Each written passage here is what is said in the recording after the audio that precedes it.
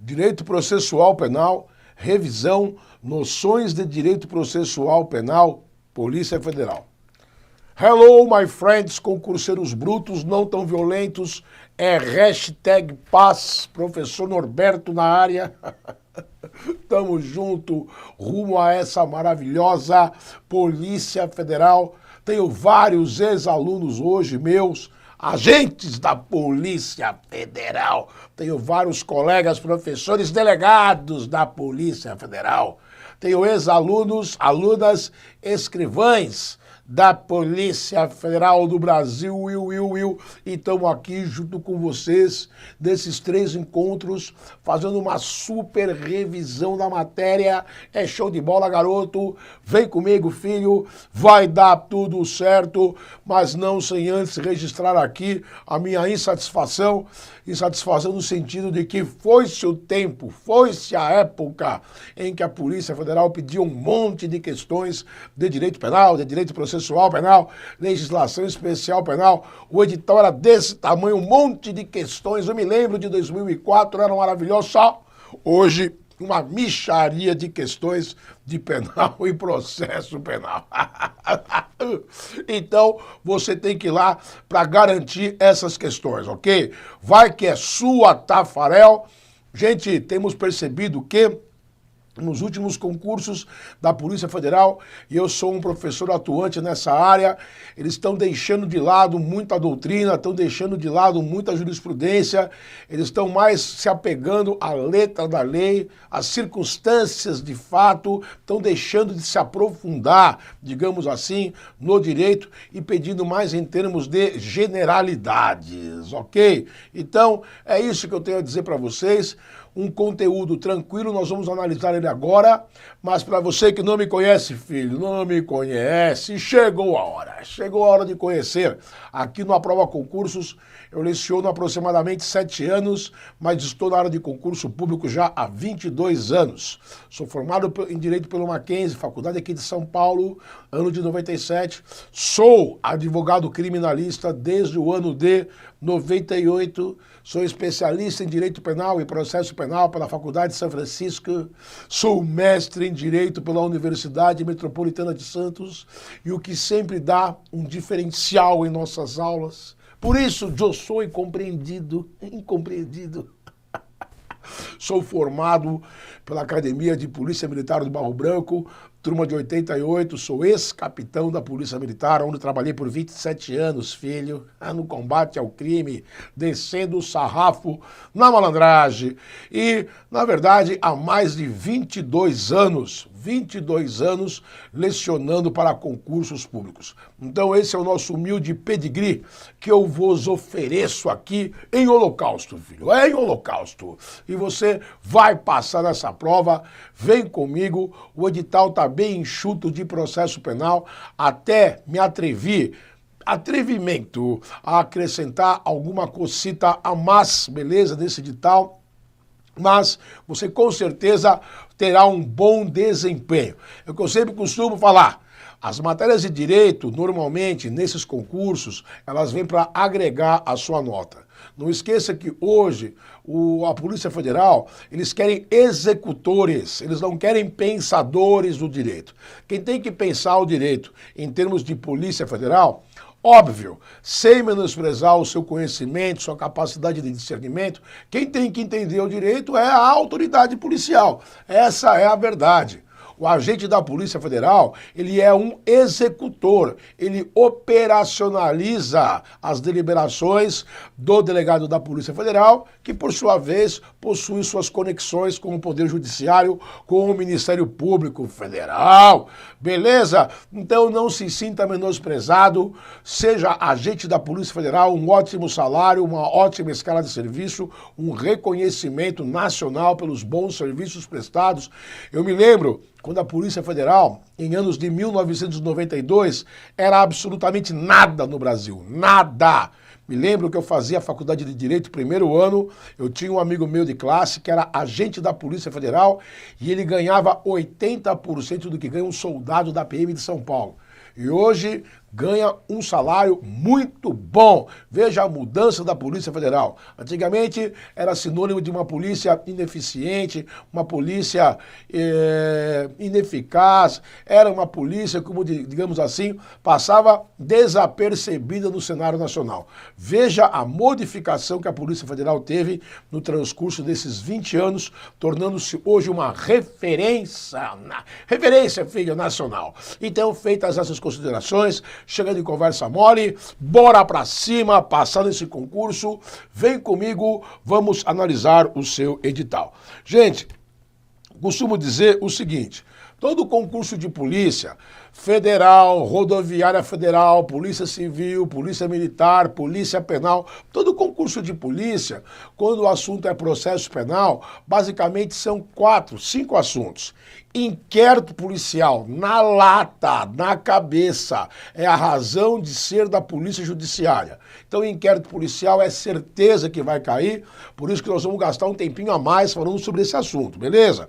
Segundo assunto, que estranhamente não está no seu edital de forma explícita, mas pode estar de forma implícita, é o tema ação penal. Eu digo isso porque não dá para você estudar inquérito policial sem você saber a ação penal, beleza? Porque o inquérito policial está intimamente vinculado às suas formas de instauração. E a instauração do inquérito depende do tipo de ação penal. Se é pública incondicionada, se é pública condicionada, se é uma ação penal privada. Então temos que falar alguma coisa sobre a ação penal. O básico, pelo menos. Então, inquérito policial é um assunto que batata vai cair. A ação penal é um assunto que está atrelado ao inquérito policial. Outro assunto que costuma cair é a parte de provas. Provas. Teoria geral das provas, modificação do pacote anticrime, do exame de corpo de delito. Eu fiz questão de acrescentar para vocês isso daí, porque se bem que o exame de corpo de delito está junto no contexto de provas, mas o edital não fala especificamente. O pacote anticrime trouxe a cadeia de custódia. Então, provas sempre cai. E a parte de prisões. Quando eu falo de prisões, prisão em flagrante e as prisões processuais provisórias do tipo preventivo e temporária. Que chama a minha atenção, também não tem no seu edital, mas que diabo é isso, filho? Então, se você tirar a parte de prisão processual, medida cautelar, sobrou o quê? Inquérito policial, prova, prisão em flagrante. Se cair 3 questões, é chupeta, filho. É chupeta no mel, é mamão com açúcar. Beleza? Então, vamos dar um ampassã rápido aqui no conteúdo do seu edital. Olha lá. Eles estão pedindo o inquérito policial histórico, natureza, conceito, finalidade, características, fundamento, titularidade, grau de cognição, valor probatório, formas de instauração, notícia criminis, delatio criminis, procedimentos investigativos, indiciamento, garantias do investigado, conclusão. Então, já vamos falar sobre tudo isso aqui rapidamente no inquérito policial. Devemos gastar esse bloco número 1, de um total de 3, para esgotar o inquérito policial. De formas do que eu te falar aqui hoje, filho, vai cair no inquérito policial. Depois, vamos falar algo sobre prova, preservação de local de crime, requisitos e ônus da prova, nulidade de prova, documentos de prova, reconhecimento de coisas, acariação, indícios, busca e apreensão. Que beleza! E depois vamos passar para a restrição de liberdade e a prisão em flagrante. Ah, show de bola, professor! Então vamos lá. Vamos tentar esgotar hoje a parte de inquérito policial. Se eu não conseguir encerrar hoje, porque nós vamos fazer uma abordagem bem ampla, tudo que pode cair do inquérito policial, eu vou falar pra você. Eu quero que depois da prova da Polícia Federal você me diga: puta que eu pariu, esse professor educa. Edu caralho. Toma, ele me deu a questão de inquérito policial. Então, meus queridos, vamos lá. Quando se estuda inquérito policial, vamos por partes, você tem 3 fontes de estudo, a bem da verdade. Primeira fonte é a lei seca, do artigo 4º ao 23.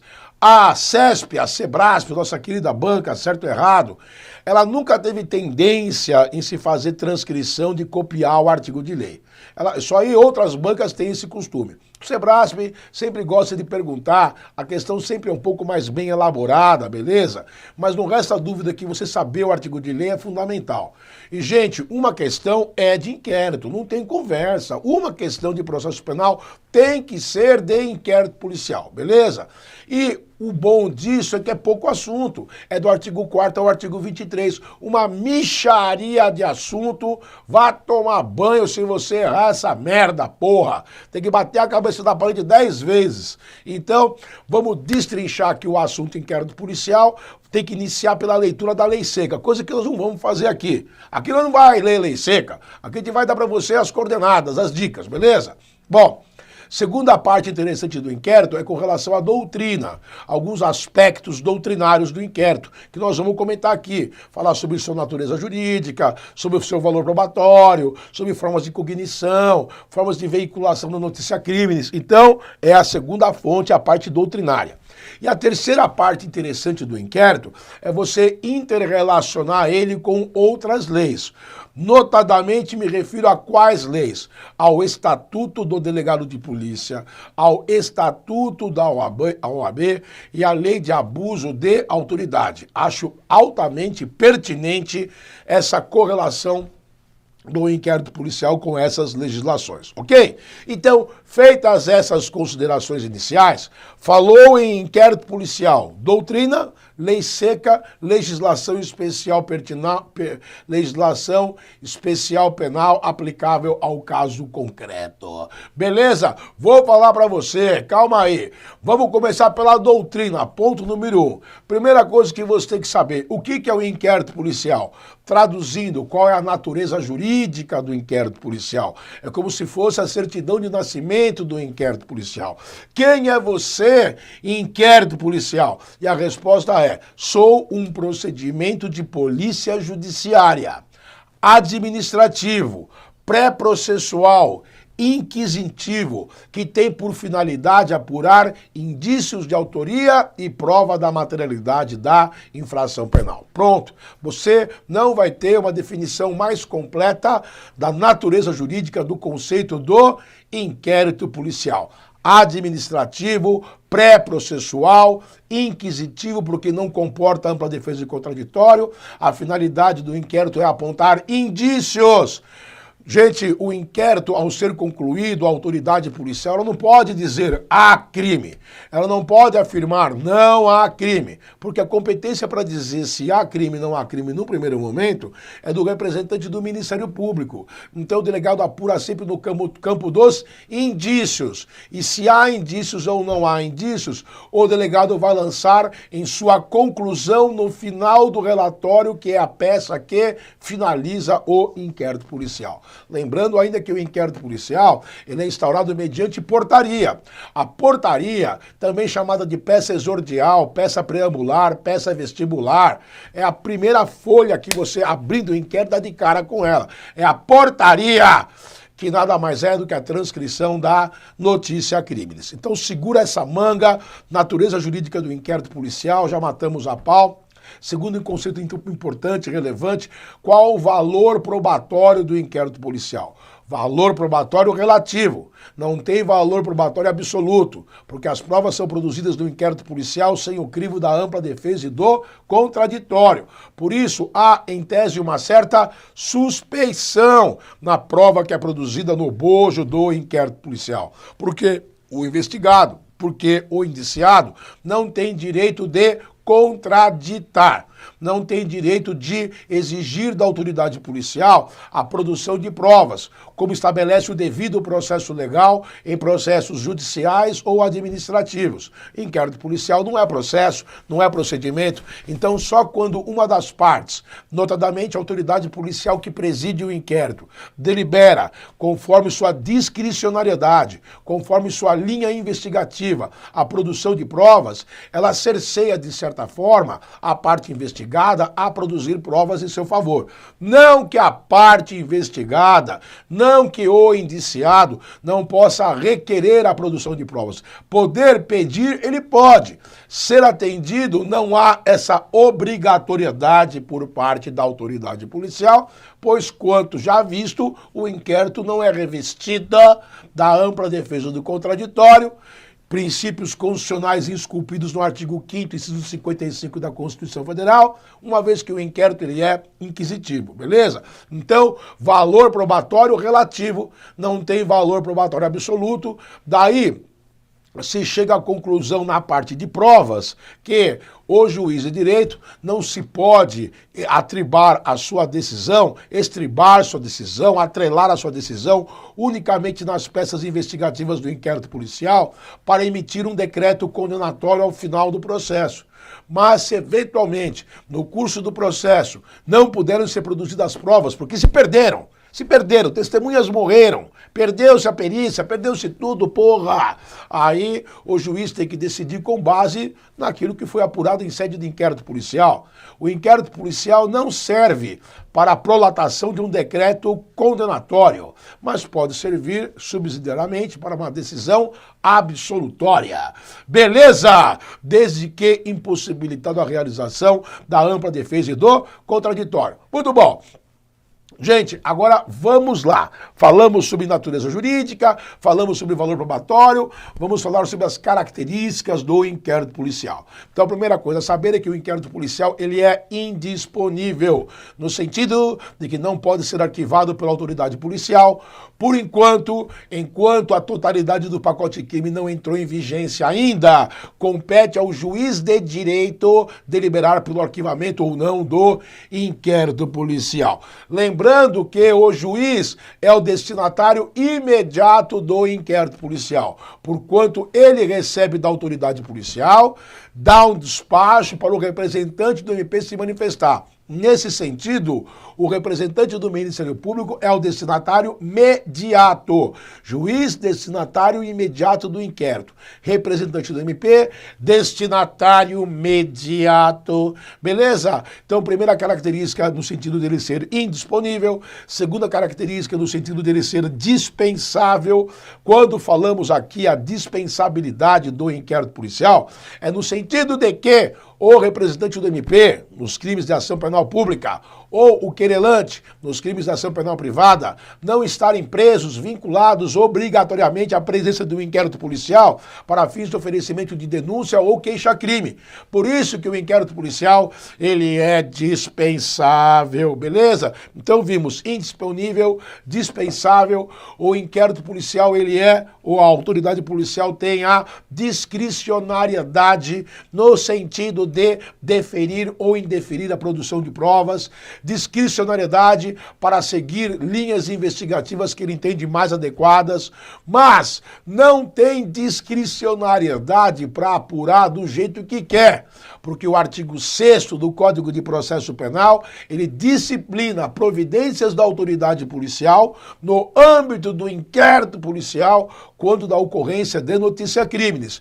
Ir para o local dos fatos, preservar o local dos fatos, acionar os peritos, apreender os objetos depois liberados pela perícia, ouvir o ofendido, ouvir o investigado, ouvir testemunha. Há um rol taxativo de providências ali previstas. Então, quando se fala discricionariedade, não é apurar do jeito que bem entende. A discricionariedade da autoridade policial está afeta a decisão de deferir ou indeferir produção de provas em seu bojo e seguir linhas investigativas. Beleza?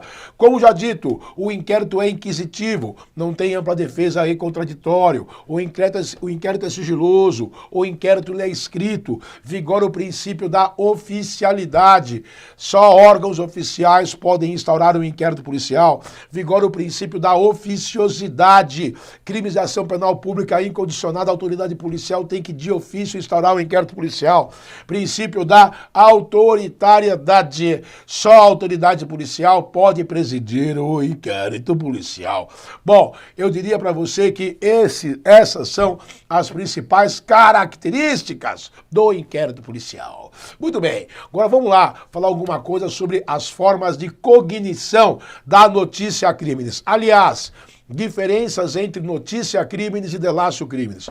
Você vai encontrar divergência, filho. Você vai. Para alguns autores, notícia crimes, não me fale notícia, filho, é notícia. É palavra em latim, filho. Notícia crimes, para alguns autores, é quando o próprio ofendido comunica a ocorrência de um crime à autoridade policial. Para outros, delácio crimes, é quando uma terceira pessoa comunica o fato criminoso à autoridade policial. Para outros autores, notícia crimes e delácio crimes são exatamente a mesma coisa, beleza? Lembrando que não se pode instaurar inquérito policial com base em notícia crimes anônima. A Constituição Federal veda o anonimato. Contudo, em razão do poder-dever do Estado em apurar o crime, com base numa denúncia anônima, pode-se instaurar uma investigação preliminar que nada obstará futuramente, caso configurem indícios de autoria e prova de materialidade, instaurar-se, a partir dessa investigação preliminar, aí sim, um inquérito policial. Beleza? Voltando à nossa cognição da notícia crimes. Cognição, formas de cognição. Cognição significa conhecimento da notícia crimes. Cognição imediata. A notícia crimes chega ao conhecimento da autoridade policial e ela instaura o inquérito. Cognição imediata. A notícia crimes chega ao conhecimento da autoridade policial por intermédio de terceiros e ela instaura o inquérito. Cognição coercitiva. Quando o juiz de direito, ao receber o auto de prisão em flagrante delito e verificar que ele está em pública ordem, formal, ok, tudo certo, o juiz de direito, depois de verificar a sua legalidade, ele restitui os autos da prisão em flagrante delito à autoridade policial para que ela converta o flagrante em inquérito policial e prossiga nas apurações. É o que nós chamamos de cognição coercitiva, beleza? Outras formas de veiculação da notícia crimes. Veiculação oral ou postulatória, a pessoa vai lá e comunica oralmente, né? Ou veiculação na forma de escrita ou por meio de petição.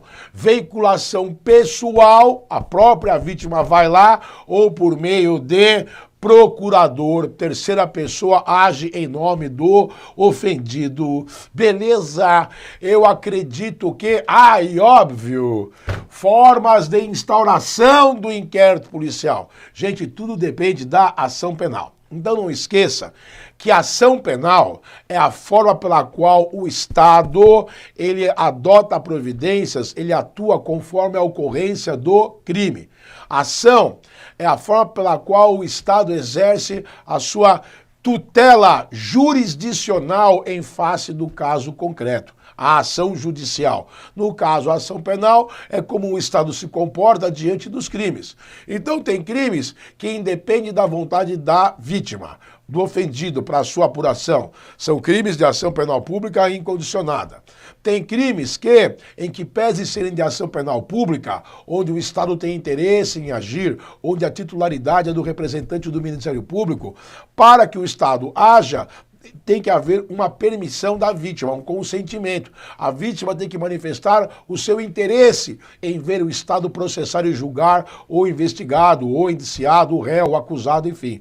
Essas ações penais são chamadas de ação penal pública condicionada à representação do ofendido. O ofendido tem prazo para se manifestar no sentido de que se quer ou não ver o averiguado ser processado. Essa representação tem que ser ofertada num prazo de 6 meses ou 180 dias, é um prazo decadencial, não representou nesse período, é a perda do direito de ação, é a extinção da punibilidade, e esse prazo é contado não a partir da data do fato necessariamente, mas sim quando o ofendido sabe a identificação do autor do crime, beleza? Não representou em 6 meses, extinção da punibilidade e decadência.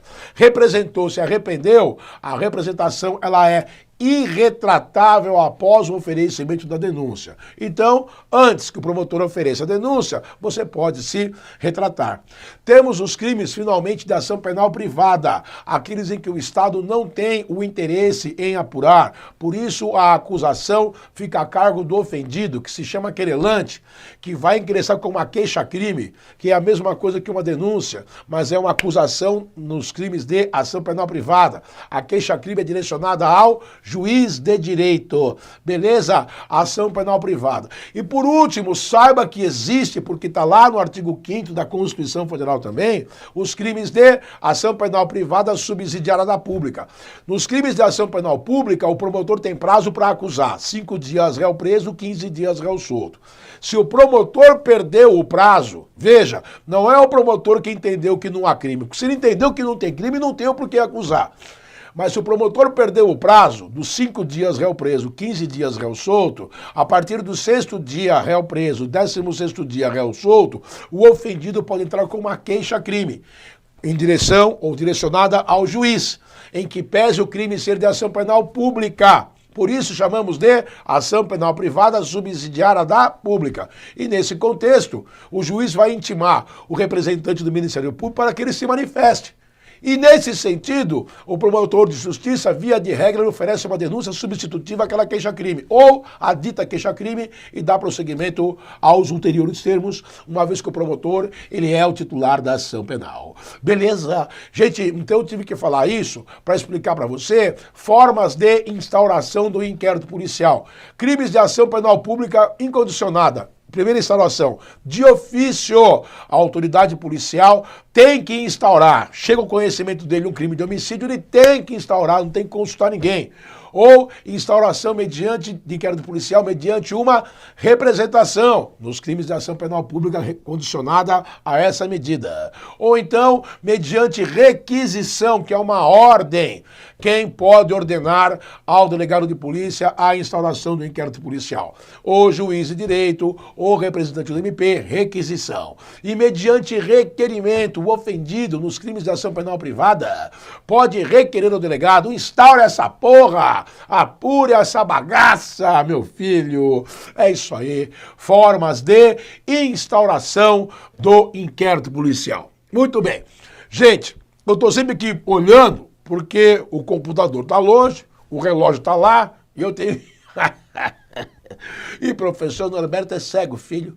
Ele não enxerga, moça, 55 anos, olha os olhinhos. Eu não enxergo, tenho que fazer assim para ver o nosso tempo. Então, beleza. Com isso, fechamos o pacote da doutrina, certo? Com relação ao inquérito policial. Vamos falar agora rapidamente em relação às leis correlatas ao inquérito policial. Uma lei que é fundamental você saber é o Estatuto do Delegado de Polícia. Lei 12.800 e não sei quanto de 2013. Não sei se é 12.830 ou 12.850, sempre me confundo, tô meio velho, meio caduco, mas foda-se. O que interessa é que é o Estatuto do Delegado de Polícia, que tem 5 artigos lá. Tem meia dúzia de artigos. O que é interessante saber desse Estatuto do Delegado de Polícia? Que somente a autoridade policial, delegado de polícia, pode presidir autos de inquérito policial. Segundo, somente o delegado de polícia que preside o inquérito policial, somente ele pode indiciar o investigado. E o que significa indiciar o investigado? Quando a autoridade policial, presidente do inquérito policial, forma a sua convicção sobre os indícios de autoria e prova da materialidade em desfavor do investigado. Aí o investigado passa a ser formalmente indiciado. Agora, questionamentos. Professor, o ato do delegado indicial investigado vai gerar o oferecimento de denúncia? Não, porque o promotor não está preso ao inquérito policial. O ato do delegado de polícia indiciar o investigado vai gerar a sua condenação? Menos ainda, porque o juiz não está vinculado aí à deliberação da autoridade policial. A única coisa que o indiciamento significa que a autoridade policial responsável pela apuração entende, acredita, está convencida de que o investigado praticou o crime. Há indícios de autoria, há a prova da materialidade, beleza? Aproveitando o gancho, importante lembrar que juiz de direito, promotor de justiça, não pode requisitar, ordenar ao delegado o indiciamento do investigado. É ato exclusivo, soberano, discricionário dele. Não pode o delegado superior hierárquico daquele que preside o inquérito policial determinar ao subordinado para que ele faça o indiciamento. Também é ato personalíssimo da autoridade que preside. Mas pode a autoridade policial hierarquicamente superior avocar o procedimento para si, caso haja o quê? Alguma irregularidade na condução do inquérito policial. Ou no caso de distribuição do inquérito policial que apura determinado crime para delegacias especializadas. Narcóticos, crimes contra o patrimônio, crimes contra a pessoa, é uma outra história. O que não pode é a autoridade superior, ao seu bel prazer, retirar o inquérito da autoridade policial subordinada por capricho, por vontade própria, beleza? Muito bem. Também lembro a vocês que o nosso tempo já se esgotou, mas eu vou terminar aqui a parte do Estatuto do Delegado de Polícia, para dizer para você que delegado de polícia tem poder de requisição, ordenar produção de provas a órgãos públicos e órgãos particulares. Delegado de polícia não pode ser removido, transferido, sem que haja critérios de conveniência e oportunidade. Então, é como se fosse o princípio da inamovibilidade do juiz aplicável ao delegado de polícia, guardadas as devidas proporções. Beleza? Ainda falta falar aqui inquérito policial em relação ao Estatuto da OAB, em relação à Lei de Abuso de Autoridade e ver alguns artigos aqui, mas isso veremos no próximo encontro. Força e yoga, tamo junto. Tchau!